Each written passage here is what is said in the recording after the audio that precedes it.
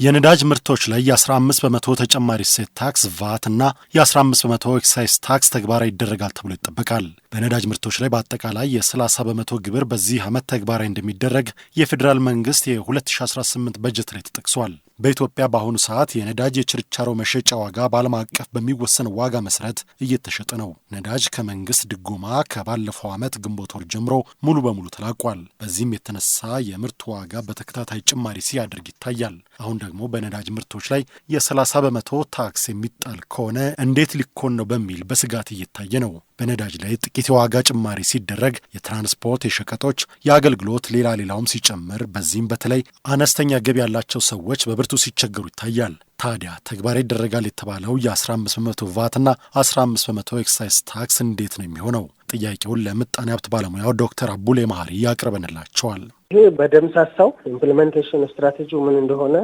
መረጃው የለኝም። ግን በደምሳሳው እንደ ማንኛውም ታክስ በቀጥታ ወደ ፊውል ፕራይስ ወይ ወደ ነዳጅ ዋጋ ላይ ትራንስሌት የሚሆን ከሆነ እጅግ አስፈሪ፣ እንዲሁም ደግሞ መንግስት ዋጋ ንረትን ባለፈው ዓመት መጨረሻ ነበረ ከ2 ዲጂት ወደ 1 ዲጂት እቀንሰዋለሁ የሚል እቅድ ይዟል። ስለዚህ ከዛ እቅድ ጋር በቀጥታ የሚጻረር ነው የሚሆነው። ምክንያቱም ነዳጅ ማለት እንግዲህ ከሁሉም ኮሞዲቲዎች ጋራ ከሁሉም በግብይት ውስጥ ካሉ አክተሮች ጋራ የተሳሰረ ነው።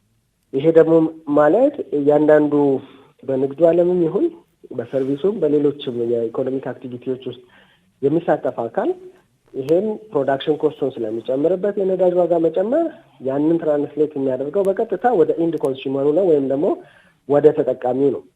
ተጠቃሚው ነው ማለት ነው። ፋይናሊ የዚህን የፊውል ፕራይስ ከፋይ የሚሆነው ተጠቃሚ ነው። ምክንያቱም ዋጋው ማምረቻ ኮስቱ ስለሆነ እያንዳንዱ አካል ያንን ወደ ኮሞዲቲዎቹ ወይም ደግሞ ወደሚሸጠው አገልግሎትና እቃ ላይ ስለሚገለብጠው በዋናነት ተጠቂ የሚሆነው እንግዲህ ተጠቃሚው አካል ነው ማለት ነው።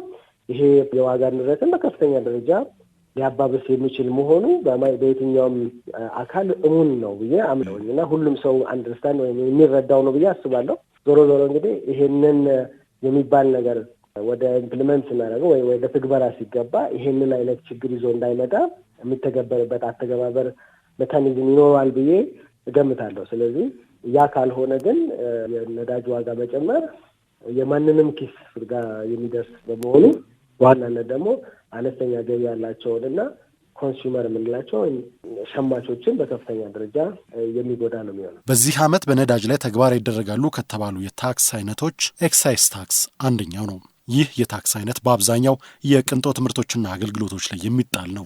በኢትዮጵያ ኢኮኖሚ ውስጥ ደግሞ ነዳጅ ዋነኛው አንቀሳቃሽ ሞተር ሆኖ ይታያል። ታዲያ በነዳጅ ላይ ኤክሳይዝ ታክስ ተግባራዊ መደረግ አለበት ወይ ያልናቸው ዶክተር አቡሌ መሀሪ ኤክሳይዝ ታክስ ሁልጊዜ በቅንጦት እቃዎች ላይ ብቻ የሚጣል አይደለም ብለው ይህንን አስረድተዋል። ያው ኤክሳይዝ ታክስ ኔሴሰርሊ ቅንጡ ላይሆን ይችላል። በፖሊሲ ደረጃ መንግስት ዲስከሬጅ ወይም ደግሞ ወደ ሀገር ውስጥ መግባታቸው እንዲቀንስ የሚፈልጋቸው በርካታ ጉዳዮች ሊኖሩ ይችላሉ። ለምሳሌ አሁን እንደምናውቀው በዚህ በግሪን ኢኮኖሚ በዋናነት በኤሌክትሪክ የሚሰሩ መኪኖች ወይም ደግሞ በመኪና ደረጃ ወይም በግራውንድ ትራንስፖርት ደረጃ የሚባክነውን ነዳጅ ወይም የምንጠቀመውን ነዳጅ የመቀነስ አዝማሚያ ወይም የመቀነስ ፍላጎት አለ። ስለዚህ ምናልባት የነዳጅ ዋጋ መጨመር በተቃራኒው የእነዚህን መኪናዎች ወይም ነዳጅ የሚጠቀሙ ወይም ከፍተኛ ነዳጅ የሚጠቀሙ መኪናዎችን ወደ ሀገር ውስጥ የማስገባትን ዲስከሬጅ የማድረግ ወይም ደግሞ ኢንሴንቲቭ እንዳይኖራቸው የማድረግና ሰዎች ከእነዚህ መኪናዎች ወደ ሌላ ሽፍት እንዲያደርጉ ኢነርጂ ሴቪንግ የሆኑ ቴክኖሎጂዎችን እንዲጠቀሙ ምናልባትም በአገር ውስጥ ሆነ በነዳጅ የሚሰሩ በርካታ ማኒፋክቸሪንጎች ሌሎችም ካሉ ወደ ሌላ አይነት ሶርስ ኦፍ ኢነርጂ እንዲቀይሩም ያም ደግሞ ፋይናሊ የነዳጅ ምርት የምንገዛበትን የውጭ ምንዛሪ ለመቆጠብ የሚያስችል ሊሆን ይችላል። ነሰሰሊ ቅንጡ ላይሆን ይችላል ማለት ነው። ስለዚህ ታርጌቱ አላማው ነው የሚወስነው። በእርግጥም በርካታ ትልልቅ መኪኖች ላይ ሌክዠሪ የምንላቸው ኢምፖርት ኮሞዲቲዎች ላይ ከፍተኛ የሆነ ኤክሳይዝ ያ የሚደረገው ዲስከሬጅ ለማድረግ ነው። አንድ መንግስትን ገቢ አቅም ካላቸው የታክስ ሲስተሙ ፕሮግሬሲቭ ስለሆነ ብዙ መክፈል የሚችል ሰው የተሻለ ታክስ መክፈል አለበት። ይሄኛው ግን በቀጥታ ነዳጅ በዛ ካታጎሪ ውስጥ ነው ብሎ ለመውሰድ ትንሽ ያስቸግራል። በነዳጅ ምርቶች ላይ የአጠቃላይ የ30 በመቶ ታክስ ተግባራዊ መደረጉ አይቀሬ ከሆነ የመጨረሻው ሸማች ወይንም ገዢ ተጎጂ እንዳይሆን ምን አማራጮች አሉ ያልናቸው የምጣኔ ሀብት ባለሙያው ይህንን ያስረዳሉ። በቀጥታ ወደ ሌቪ የምናደርገው ቫትና ታክስ በቀጥታ ወደ የመጨረሻ የነዳጅ መሸጫ ዋጋ ላይ የሚደመር ከሆነ በቀጥታ ጉዳቱ በዋናነት በአብዛኛው ማህበረሰብ አብዛኛው ስንል ደግሞ አብዛኛው ተጠቃሚ ማህበረሰብ አሁንም በኑሮ ውድነት በከፍተኛ ችግር ውስጥ ያለው ማህበረሰብ ላይ ተጨማሪ ጫና ነው ይዞ የሚመጣው። ስለዚህ ይህንን ኢምፓክት ወይም ይህንን ይዞ የሚመጣውን ተግዳሮት ለመወሰን ወይም ለማሳነስ እንግዲህ የተለያዩ ሜካኒዝሞችን መውሰድ ይቻላል።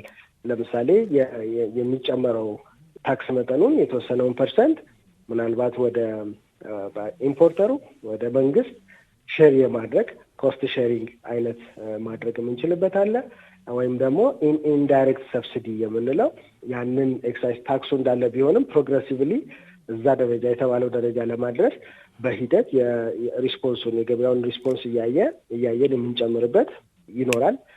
ሌላው ራሱ የኢምፖርት የሚያደርገው አካል ታክሱን ሾልደር አድርጎ ፕሮፊቱ ላይ ሪፍሌክት የሚያደርግበትና በኋላ ላይ ከሚከፍለው ታክስ ላይ የሚታሰብበት ሜካኒዝም ማሰብ ይቻላል። ከፕሮፊቱ ከሚከፍለው ታክስ ኤክሳይዝ ታክሱን ዲዳክት የሚደረግበትና ወደ ኮንሱመሩ ወደ ፋይናል ኮንሱመሩ ትራንስሌት እንዳያደርግ የመገደብ ስራ ወይም በቀጥታ የመጨረሻው የነዳጅ ዋጋ ላይ ድምር ውጤቱ እንዳይታይ የሚደረግባቸው በርካታ ሜካኒዝሞች አሉ። ከእነዚህ ሜካኒዝሞች አሁን የጠቃቀስኩልህ የተወሰኑት ናቸው። እነዚህም በማድረግ የዋጋ ንረቱ እንዳይባባስ ጥረት ማድረግ የሚቻል ይመስለኛል። በነዳጅ ምርቶች ላይ የተጣለው የአጠቃላይ የ30 በመቶ ግብር በሚቀጥለው ወር ተግባራዊ ይሆናል ተብሎ ተዘግቧል። ተግባራዊ የሚሆነው ግን እንዴት እንደሆነ ለጊዜው የተነገረ ነገር የለም።